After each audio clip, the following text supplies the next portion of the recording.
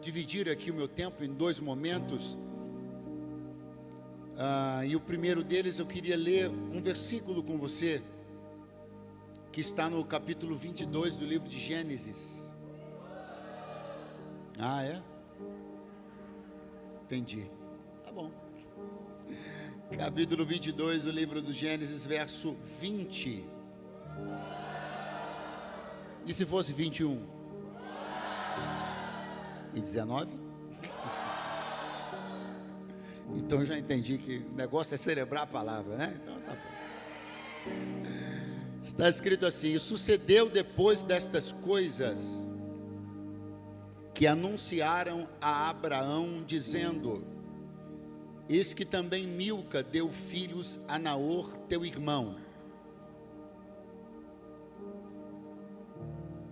Uz, o seu primogênito, e Buz, seu irmão, e Quemuel, pai de Arã, e Quésede, e Azo, e Pildas, e Gidlaf, e Betuel gerou a Rebeca.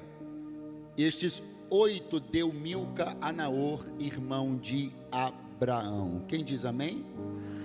A primeira coisa que nós lemos juntos essa noite aqui foi essa frase: e depois destas coisas. Qual foi a frase? Opa, quem ainda está aí? Quem foi embora? A frase primeira que nós lemos foi: e depois destas coisas. Qual foi a frase? Aí a pergunta que não quer calar: quais coisas? Bom, estas coisas às quais a Bíblia se refere são os últimos acontecimentos envolvendo a vida do patriarca Abraão.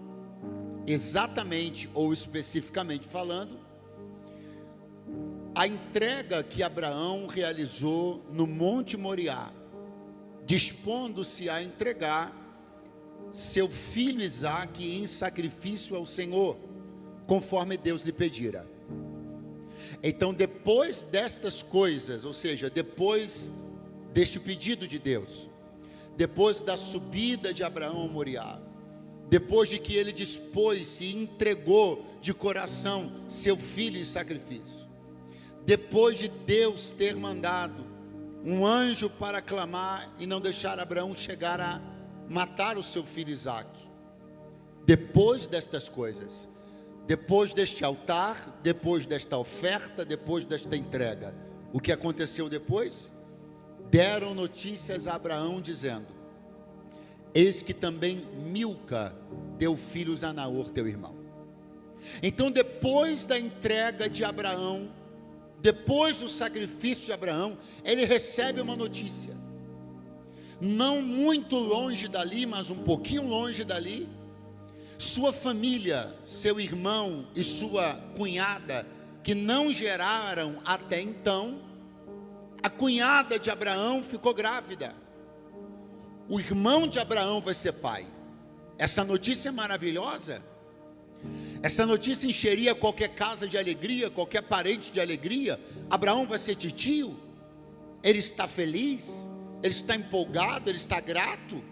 Ele sabe que isso é coisa de Deus, da aliança que ele tem com Deus. Maravilha. Se nós parássemos por aqui, já estava tudo muito bom. Muito bom já saber que uma entrega, que uma oferta, que um sacrifício tem o poder de abrir o que está fechado, pôr em movimento o que está parado, tornar fértil aquilo que é infértil. Eu já estaria feliz. Quem mais diz amém? Mas pode melhorar, porque quando o escritor do livro do Gênesis conta para nós os nascidos de Naor, tio de irmão de Abraão, surge um nome. Esse nome é familiar a todo mundo que está se dedicando a ler um pouquinho a Bíblia: Rebeca. Qual é o nome? Você pode fazer melhor. Qual é o nome? Então, peraí, a Bíblia está dizendo que depois de Isaque ter sido entregue no altar do sacrifício por Abraão, depois de Abraão ter obedecido o chamado de Deus para a entrega e a oferta do Monte Moriá, o seu irmão, longe dali, teve um filho, começou a gerar, A família começou a crescer, e daquela família vai nascer Rebeca. E Rebeca é aquela que vai casar 20 anos depois com Isaac. O que eu estou dizendo para você é que Abraão não tinha a menor ideia que no dia que ele estava entregando aquela oferta, logo depois daquela oferta, o Senhor começaria a preparar a futura noiva do menino que ele quis entregar no altar. Nós não temos ideia do tamanho, da proporção e da dimensão do que pode estar sendo liberado depois de uma oferta. Alguém, quando olha para a história de Isaac, se você não sabia, eu vou te contar agora que Isaac casou-se com 40 anos. É uma palavra de esperança para alguém essa noite, aleluia. E aí alguém, sobretudo na cultura do mundo antigo, vai dizer: ah, mas Isaac casou-se tarde. Bom, depende do ponto de vista. Porque se Rebeca nasceu depois da entrega do altar de Abraão, e se Isaac tinha 20 anos aproximadamente no dia dessa oferta, se Rebeca nasceu quando Isaac tinha 20 anos, quando Isaac tinha 40, Rebeca tinha 20. Então, na verdade, Isaac não casou tarde, era Rebeca que ainda estava crescendo. Ou ainda tem alguém por aí? Cri. Você pode encontrar-se com alguém ou com algo que diz respeito ao seu futuro depois de uma oferta. Eu quero encorajar você esta noite a acreditar que depois daquilo que vamos entregar no altar, depois de um momento de dedicação ao Senhor, podem começar a ser liberados encontros entre você e o seu futuro. Enquanto você levanta a mão, eu tenho uma palavra de Deus para entregar. Se eu e você crermos na palavra do Senhor por esta noite e dedicarmos espontaneamente, liberalmente uma oferta no altar, assim diz o Senhor: eu vou promover o encontro entre você e o seu futuro. Alguma coisa que diz respeito ao seu futuro vai começar a ser decretada e liberada hoje no poder de uma entrega no altar. Então nós vamos fazer isso agora com entusiasmo, com alegria e com esperança. Esperança nessa palavra, porque alguém aqui que está me ouvindo precisa se encontrar com a noiva do futuro. Alguém que está me ouvindo precisa se encontrar com a oportunidade de trabalho do futuro, com o estágio do futuro. E esta noite aqui, o Senhor pode declarar que você vai se encontrar com quem ou o que você precisa para ter um grande futuro. Esse é o poder de uma entrega no altar. Os voluntários estão entregando os envelopes e nós vamos com alegria entregar ao Senhor, porque depois destas coisas, boas notícias vão chegar para nós. Você pode fazer oferta via Pix, através da chave que está bem no telão. Eu acredito que deva ter também QR Code no envelope. Se você precisar de máquina de cartão também vai chegar, e nós vamos com alegria entregar, porque o futuro começa agora aqui no altar. Deus te abençoe, Deus te abençoe.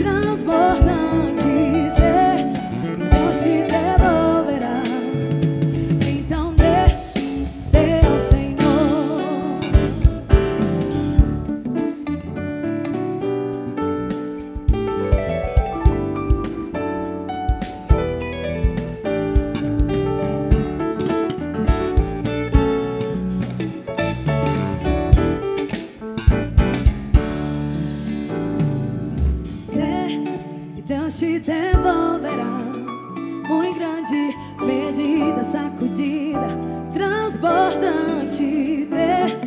Deus te devolverá, então dê ao Senhor.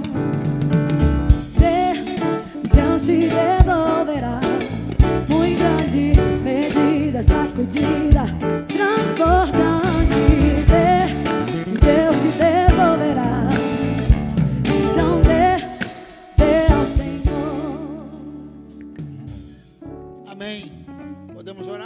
Pai, em nome de Jesus, quero declarar que toda a palavra que não me pertence, mas foi tua e eu apenas liberei, possa cumprir-se para a glória do teu nome e o teu povo viver e experimentar milagres em nome de Jesus. Amém. E graças a Deus, vocês podem entregar então agora aí os envelopes e a gente finalizar esse momento de dedicação.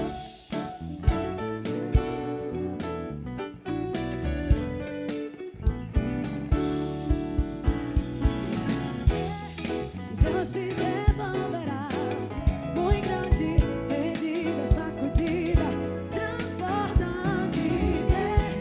Deus te devolverá, então dê ao Senhor. Deus te devolverá, muito grande, medida, sacudida, transbordante. Deus te devolverá. Então dê ao Senhor. Então Deus te devolverá. Muito grande, medida, sacudida, transbordante. Deus te devolverá. Então dê ao Senhor. Amém. Graças a Deus, todos já entregaram. Todos já entregaram. Isso. Pronto. Glória a Deus. Tudo bem? Pastor, tem alguma coisa especial para fazer aqui? Orar e tal? Já está orado, né? Então tá bom. Está orado já. Pronto. Vão na paz. Podem sentar, gente. Podem sentar-se. Quantos ainda estão com vontade de continuar ouvindo um pouquinho a voz de Deus aqui essa noite? Pega a sua Bíblia de novo, por favor, abra comigo no livro dos Atos dos Apóstolos, capítulo 20, e versículo de número 7. Atos, capítulo 20, e versículo de número 7. Glória a Deus.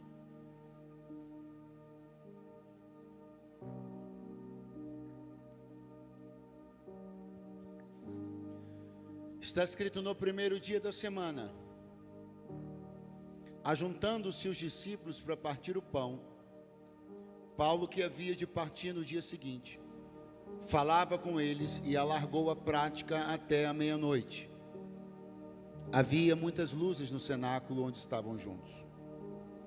E estando um certo jovem por nome Eutico, assentado numa janela, caiu do terceiro andar, tomado de um sono profundo que lhe sobreveio durante o extenso discurso de Paulo, e foi levantado morto. Paulo, porém, descendo, inclinou-se sobre ele e, abraçando-o, disse: não vos perturbeis, que a sua alma nele está. E subindo, e partindo o pão e comendo, ainda lhes falou largamente até a alvorada, e assim partiu. Quantos podem dizer amém? Quantos podem dizer graças a Deus? Essa história bíblica trata de um incidente ocorrido durante uma reunião. Uma reunião que estava indo muito bem, como essa reunião nossa que está indo muito bem. O apóstolo Paulo estava indo pela terceira vez nessa cidade. As duas anteriores, ele não tinha conseguido ficar muito tempo, para não dizer que não tinha ficado tempo nenhum. Na primeira vez, ele, logo ao chegar, recebe uma visão. Um varão macedônio que sinaliza para ele e diz: passa a Macedônia e vem nos ajudar. Então ele mal havia acabado de pisar nessa cidade de Troade, e cumprindo essa visão, vai na direção da Macedônia. Depois, ele marca um encontro com uma pessoa em Troade, para receber notícias a respeito da igreja de Corinto. Quando ele chega lá, essa pessoa que ele tinha marcado o encontro tinha saído, e como ele precisava muito saber sobre o povo de Corinto, novamente ele sai apressadamente de Troade. Isso explica porque Paulo está com tanto entusiasmo e com tanta vontade de falar àquelas pessoas, porque das duas vezes anteriores ele acabou não tendo essa oportunidade. O culto estava acontecendo no terceiro andar, num ambiente chamado de cenáculo. Cenáculo é um terraço. um sobrado, um espaço que fica no andar superior. O culto estava indo bem, e Paulo estava empolgado, e a prática, ou seja, a pregação, se prolongou. E o evangelista Lucas, que também é escritor do livro dos Atos, diz uma coisa que eu queria que você repetisse logo depois de mim. E havia muitas luzes no cenáculo. O evangelista Lucas faz questão de pintar um quadro para buscar com que nós tenhamos uma ideia a respeito da abundância de uma coisa, de um recurso dentro daquele espaço de culto. Tinha muita luz. Esse ponto está sendo destacado por Lucas para que fique absolutamente claro que não havia penumbra, não havia um ambiente que pudesse provocar sonolência. Pelo contrário, havia abundância de luz, muitas luzes. Dizer naquele tempo um ambiente tinha muitas luzes, significa também dizer que havia muitas candeias. Só que mesmo assim, Eutico dormiu, tomado de um sono profundo. Após ter tomado lugar, assentado numa janela, ele cai no sono e cai do terceiro andar lá embaixo e morre logo ao chocar-se no chão. Eu quero que você entenda na noite desse dia uma verdade bastante importante. Havia muitas luzes no cenáculo. Havia, portanto, muitas candeias no cenáculo. O cenáculo não deixou de oferecer o que a reunião precisava. O cenáculo não deixou de oferecer o que os crentes que estavam reunidos ali precisavam. Mas ainda assim, Eutico dormiu. Jesus disse uma coisa que vai combinar muito bem com o raciocínio que quero que você chegue junto comigo essa noite. Jesus disse assim: a candeia do corpo são os olhos. Jesus disse que a candeia do corpo são os olhos. Se havia muitas candeias no cenáculo, isso diz respeito ao tanto quanto o cenáculo oferecia. Mas quando Eutico fechou os olhos, a sua candeia se apagou. E quando a minha candeia se apaga, já não importa mais quantas outras acesas hajam no cenáculo. Alguém, infelizmente, que você conhece, eu conheço, anda dizendo que suas quedas, tropeços, desistências,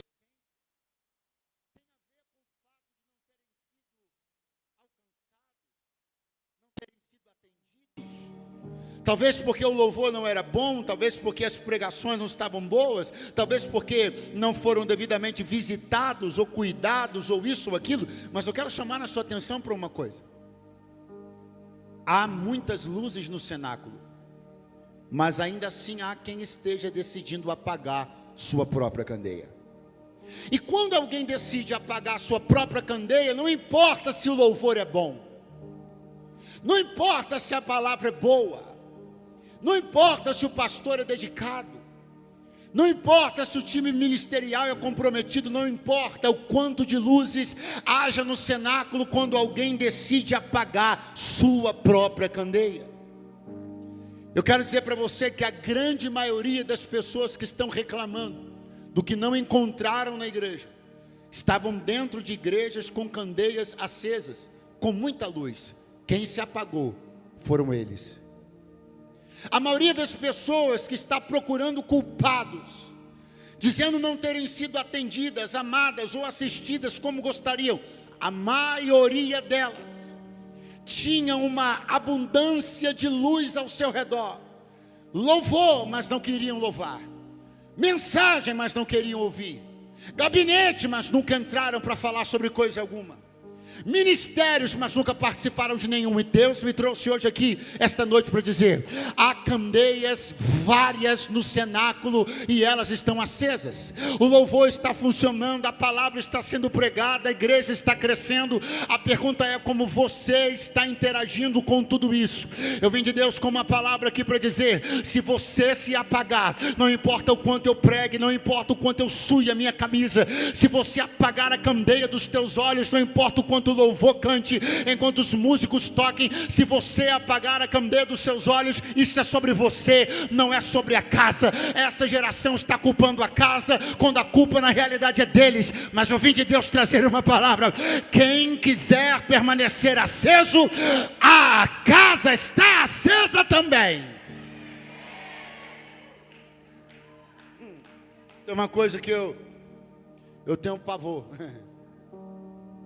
É quando eu vejo algumas coisas na internet, assim, de um pessoal com a plaquinha na mão, às vezes na frente de algumas igrejas: nos perdoe se a igreja te maltratou. Eu acho isso uma coisa tão ridícula, porque o que isso gera de gente que já adora uma autocomiseração, gente que na realidade nunca quis ter compromisso com Deus, nunca quis subordinar a autoridade pastoral. Aí ele olha uma plaquinha dessa e diz: é verdade, a igreja me magoou. Que nada, você que nunca quis nada com o céu, cara, você nunca quis nada com a igreja, você nunca quis nada com coisa nenhuma, você vê que essa conversa da igreja te magoou. Perdão, a igreja tem suas falhas como uma comunidade de pessoas, mas a noiva de Cristo é pura, santa, está sendo adornada para o poderoso encontro. Então levante a mão se você ainda está por aí, porque eu tenho uma palavra de Deus para te entregar. As candeias estão acesas na casa, o louvor está acontecendo, a palavra está sendo pregada, e se você quiser, você não cochile nem dorme, vai sair daqui mais aceso do que nunca, assim te diz o Senhor. Quem está animado para isso, dê um grito de aleluia. Eu te custava sonolento, e sonolento como estava, tomou lugar numa janela. Eu queria que você entendesse que existem lugares que são arriscados, sim, mas a questão está muito mais ligada à minha condição do que propriamente ao lugar, e vou explicar.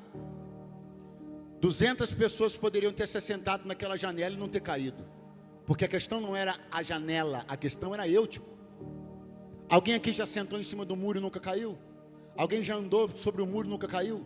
Alguém já sentou numa janela e nunca caiu? A questão não é apenas o lugar, a questão é como você está quando vai na direção desse lugar.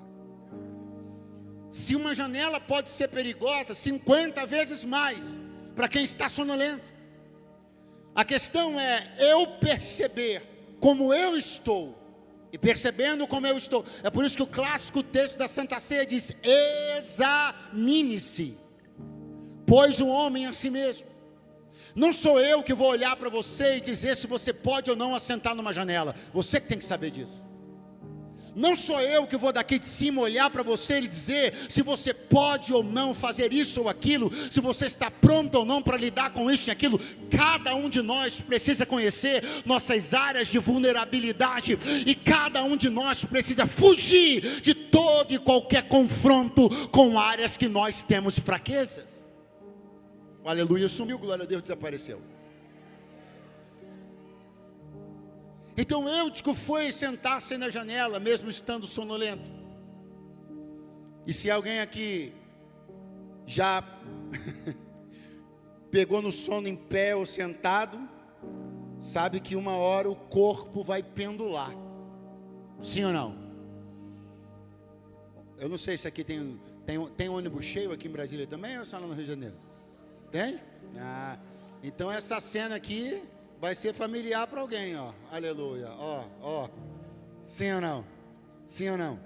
Quando você fecha os olhos, apaga a candeia, logo o seu corpo pendula. Por que o seu corpo pendula? Porque ele está se entregando à lei. Pergunte: que lei? Da atração universal. Que lei? 2 corpos massivos se atraem. Você não lembra disso na escola, não? Por que é que quando alguém começa a pegar no sono, ele tende a pendular na direção do chão? Porque a massa do corpo está sendo atraída pela massa mais próxima. Então vamos lá para não parecer aula de física. Em suma, a questão é a seguinte: está preparado? Você quer o chão e o chão te quer. A lei da física se aplica também para a lei do mundo espiritual.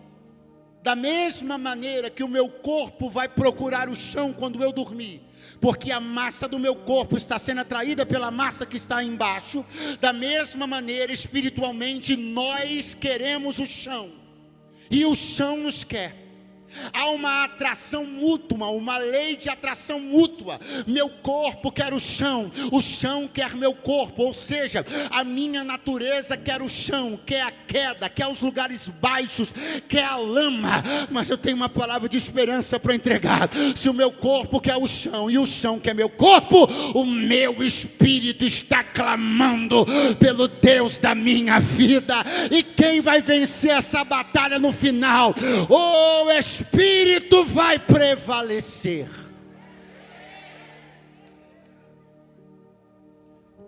Quando eu começo a conseguir entender que existe uma atração mútua que está acontecendo a todo tempo da minha vida. Em todo o tempo da minha vida, meu corpo está querendo o chão, e em todo o tempo da minha vida, o chão quer o meu corpo. Não é só na segunda, não é só na terça, não é só na sexta, não é só no sábado, não é só em dia de feriado, não é só depois da meia-noite. 24 horas por dia, 7 dias por semana, eu e você estamos sendo atraídos pelo chão. 24 horas por dia, 7 dias por semana, existe um apelo, um desejo, uma vontade do chão de me abraçar, porque meu corpo quer a queda, porque meu corpo é caído. Quando eu demoro a entender isso, eu me exponho nas janelas. Quando eu não entendo isso, eu não vigio com o que falo. Quando eu não entendo isso, eu brinco com a minha própria carne. Quando eu não entendo isso, eu faço roleta russa com o pecado. Mas quando o Espírito de Deus me convence de que há uma luta frequente e contínua, que eu só vou conseguir vencer me enchendo da presença do Espírito Santo, aí eu saio da minha casa num dia de sábado para estar hoje aqui para dizer: Espírito de Deus, o meu corpo quer o chão quer meu corpo, mas eu quero o céu, eu quero a graça, eu quero avivamento. Aleluia! Eutico ignorou os sinais do seu corpo e sentou-se na janela. E quando sua musculatura distensionar, quando o sono tirar a tensão da sua musculatura, a lei da física vai fazer seu trabalho. E o chão lá embaixo está dizendo: vem. E o corpo de Eutico está dizendo: vou. E do terceiro andar, Eutico vai cair em queda livre até o chão das ruas de Troade e vai cair morto. Se eu falasse muito rápido, eu falaria assim: Eutico dormiu, caiu e morreu. Essa dinâmica faria sentido para você, sim ou não? Sim ou não? Quem ainda está aí, diga amém. Dormiu, caiu e morreu. Faz sentido? Faz sentido? Mas se você parar para pensar, está faltando uma coisa. Dormiu, caiu, acordou e morreu. Por quê? Porque ninguém cai de 3 andares sem acordar no percurso. O grande problema é que se acorda quando não dá mais tempo de voltar. E Deus me trouxe aqui, você está com esse olhão arregalado para mim, dizendo: meu Deus, era isso mesmo que eu vim de casa para ouvir? E vai piorar. Piorar não, vai melhorar. O que eu vim dizer aqui para você é o seguinte: existe um tempo para acordar. A verdade é que todo mundo acorda, a única diferença é se em tempo ou fora de tempo. Acordar quando se está ainda no cenáculo é acordar em tempo. Acordar depois de cair é acordar fora de tempo. O desespero de alguém que está em queda livre: acordou, mas não pode voltar atrás. Acordou, mas não pode rever o processo. Acordou, mas não pode voltar a fita. Acordou, mas não pode congelar a imagem. A vida real não tem congelamento. Na vida real você não volta e nem congela, você só avança. E se alguma coisa em você, na sua vida, está avançando para onde não deveria, Deus me trouxe aqui esta noite para dizer: você ainda está no cenáculo, significa que ainda dá tempo de acordar e ser livre para a glória do nome do Senhor. Você não tem ideia da quantidade de pessoas que estão acordando tarde demais. Da quantidade de pessoas que se enfiaram em relacionamentos que estão destruindo suas vidas e acordaram tarde demais. Você não tem ideia da quantidade de pessoas que entraram por caminhos de fraude, de ilegalidade e acordaram tarde demais. Você não precisa ser acordado pelo vento no teu rosto em plena queda livre. Você pode acordar ainda hoje aqui e receber escape e livramento da mão do Senhor. Se tem alguém ainda aí, diga alguma coisa, por favor. Aleluia.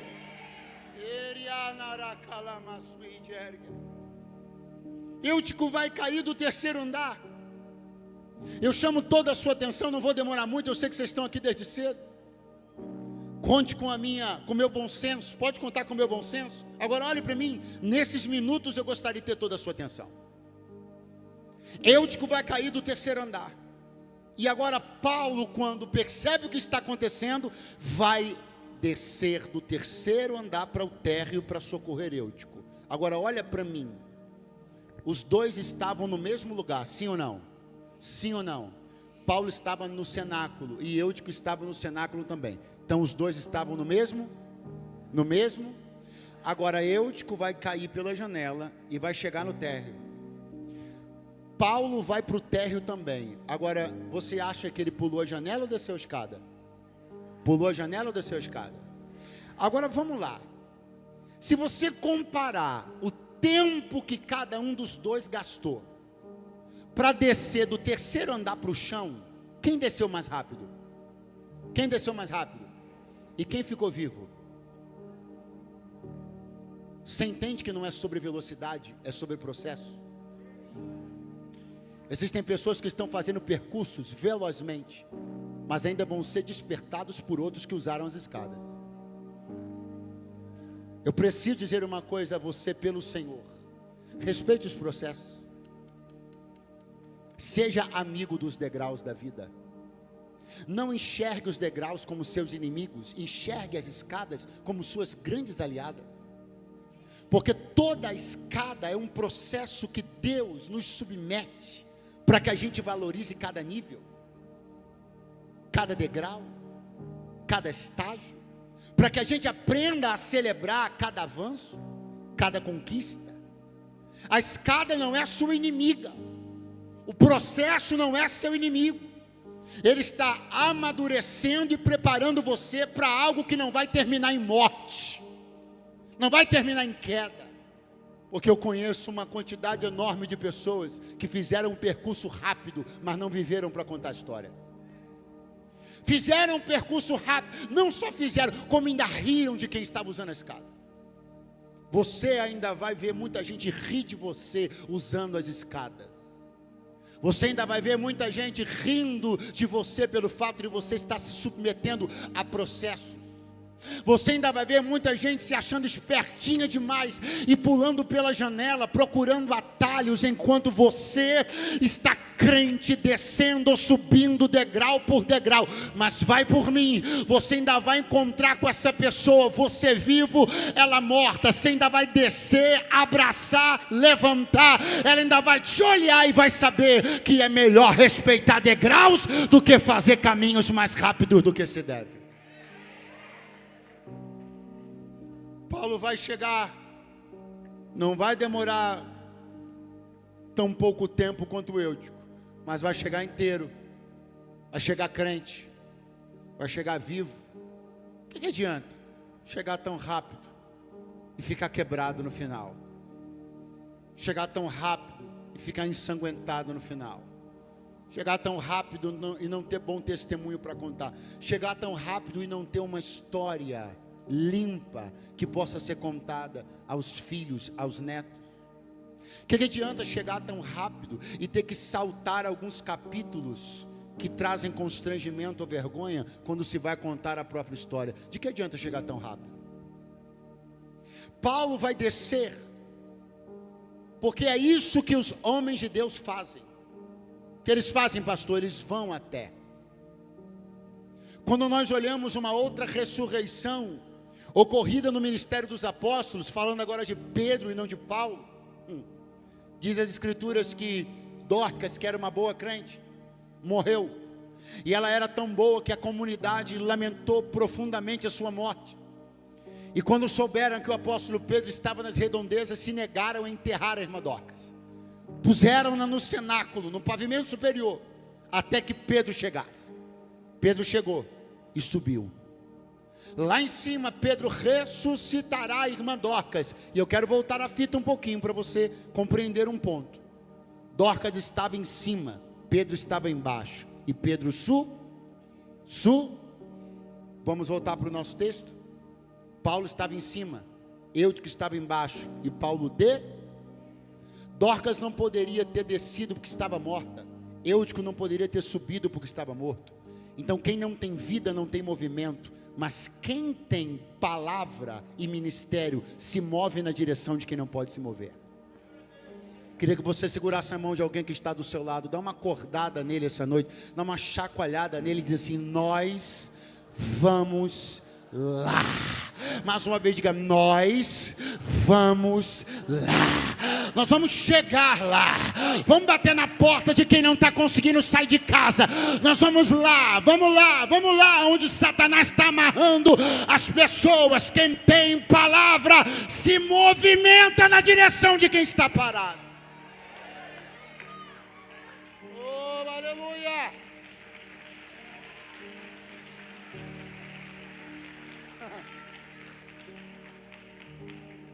Paulo desceu, e Eutico estava lá, morto no chão. Eu não li na Bíblia que Paulo olhou para ele e disse assim: cara, que absurdo, você dormiu no culto, infeliz.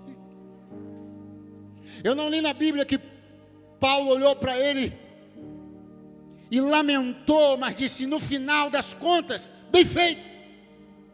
Paulo exerceu uma arte da convivência, uma arte da vida, e que diz tanto respeito ao Evangelho: empatia.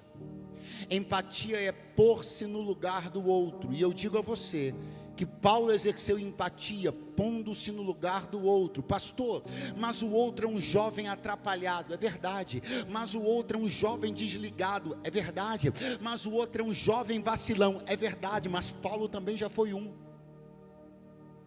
Você sabe qual foi a primeira vez que eu li o nome de Paulo na Bíblia? Você não lembra qual foi a primeira vez que você leu o nome de Paulo na Bíblia? Em ordem cronológica? Em que episódio foi? Quando Estevão foi apedrejado, e a Bíblia diz assim: e puseram suas vestes aos pés de um jovem chamado Saulo. Saulo também já tinha sido um jovem trapalhão. Paulo não foi sempre apóstolo, não foi sempre santo, não foi sempre correto, não foi sempre ético, não foi sempre maravilhoso. Ele próprio, que hoje é um apóstolo maduro, foi um jovem cujas vestes do primeiro mártir da igreja foram colocadas aos seus pés.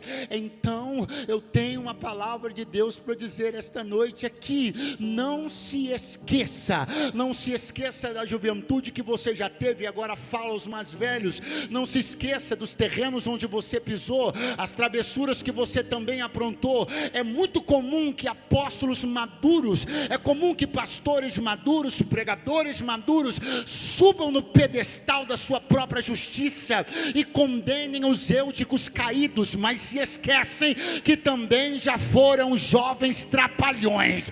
Mas quando nós lembramos de onde o Senhor nos tirou, nós acreditamos que Ele também pode continuar tirando mais alguém. Aleluia. No exercício de empatia, Paulo vai se abaixar. vai tomar Eutico nos braços, e a vida vai voltar para o rapaz. A vida vai voltar para o rapaz. Eu acho que você ouviu dizer que batatinha quando nasce se esparrama pelo chão. A vida vai voltar para o rapaz. Mas eu não vi ninguém falar nada. Eu não vi a galera do culto botar um entusiasmo em Paulo. Eu não vi o pessoal que estava perto ali dizer: Paulo, ora por ele, esse menino é de ouro, ele não pode morrer. Eu não ouvi nada.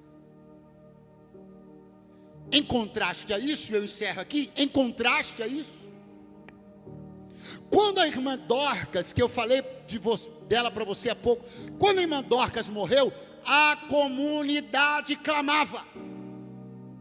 A comunidade apresentava as benfeitorias de Dorcas. Uma irmã trazia um sapatinho e dizia: aqui, a Dorcas costurou esse sapatinho de lã para o meu filho. A outra trazia um avental e dizia: aqui, ó, foi a irmã Dorcas que bordou esse avental. A irmã Dorcas é maravilhosa, a irmã Dorcas não pode morrer, a irmã Dorcas é uma benção. Havia um clamor da comunidade, mas eu não vi ninguém clamar pela ressurreição de Eutico. Mas eu tenho uma coisa para dizer para alguém. Alguém quem, pastor? Alguém que pode estar pensando que não vai se levantar nunca, porque talvez você não seja tão importante para as pessoas. Dorcas era importante demais para a comunidade, ela era importante demais para morrer. Me parece que Eutico não desfrutava da mesma, digamos, simpatia. Parece que ele não era tão amado e tão querido. Eu não ouvi ninguém pedir para Paulo ressuscitá-lo. Mas mesmo assim, ele se levantou. Porque com torcida ou sem torcida, se Deus decidir, Ele te levanta. Vou tentar outra vez. Com torcida ou sem torcida, se Deus te tomar pela mão, você levanta. Eu não sei se você foi o melhor crente da igreja como Dorcas, ou se foi o jovem dorminhoco como Eutico. O que eu sei é que a mão que levantou Dorcas, levantou Eutico também. Porque quando o meu lastro, quando o que eu construí na minha vida até aqui não coopera ao meu favor, ainda assim Deus tem razões para me levantar. Porque se Ele não vai me levantar pelo que eu vivi até aqui, Ele vai me levantar pelo que Ele sabe que eu ainda posso viver. O que você não construiu até aqui, ainda pode construir. O filho que você não foi, ainda pode ser. A esposa, o marido que você não foi, ainda pode ser. O líder que você não foi, ainda pode ser. O liderado que não foi, você ainda pode ser. Aproveita alguma coisa de boa de tudo que está acontecendo na tua vida e deixa Deus zerar essa história e começar uma coisa nova. Porque tem um caminho novo se abrindo diante de você, pastor. Eu estou de pé, essa palavra não é para mim, é para você. 1 Coríntios capítulo 10 e verso 12. Aquele que está de pé, olhe para que não caia. Essa palavra é para você. Essa palavra é para quem já caiu. Essa palavra é para quem está quase caindo. Essa palavra é para quem está de pé. Essa palavra é para quem quer morar no céu, quem quer ser crente de verdade. E se é com você que eu estou falando, dá um pulo dessa cadeira agora, dá um grito de aleluia, um brado de glória a Deus, fica de pé do teu lugar agora, aleluia. Olha aqui para mim, olha aqui para mim. Quando Eutico se levantou, Paulo vai subir de novo. Vai chegar lá no culto. E sabe o que ele vai fazer? Uma coisa que aparentemente deveria ter sido feita já há muito tempo na reunião, mas não tinha sido feita ainda. Pergunte qual? Partir o pão. O pão ainda estava intacto. E agora, com o Eutico restaurado, o pão será partido. Existem pães que estão intactos. que é isso? Coisas na comunidade que ainda não aconteceram. Coisas na igreja que já deveriam ter acontecido e ainda não aconteceram. Porque Deus está esperando você se levantar.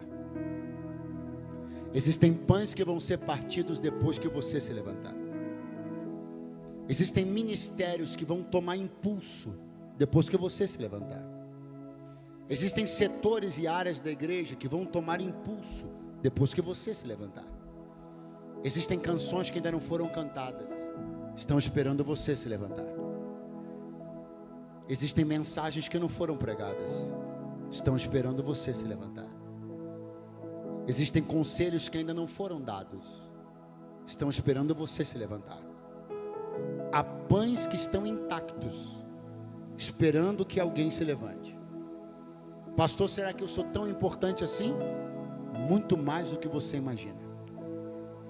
E a prova disso é que Deus deixou alguns pães intactos e só serão partidos depois que você se levantar. Porque a festa começa mesmo depois que o último caído se levanta.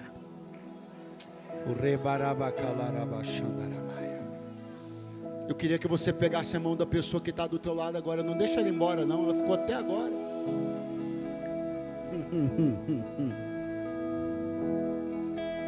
A misericórdia e o favor do Senhor estão sobre nós essa noite aqui.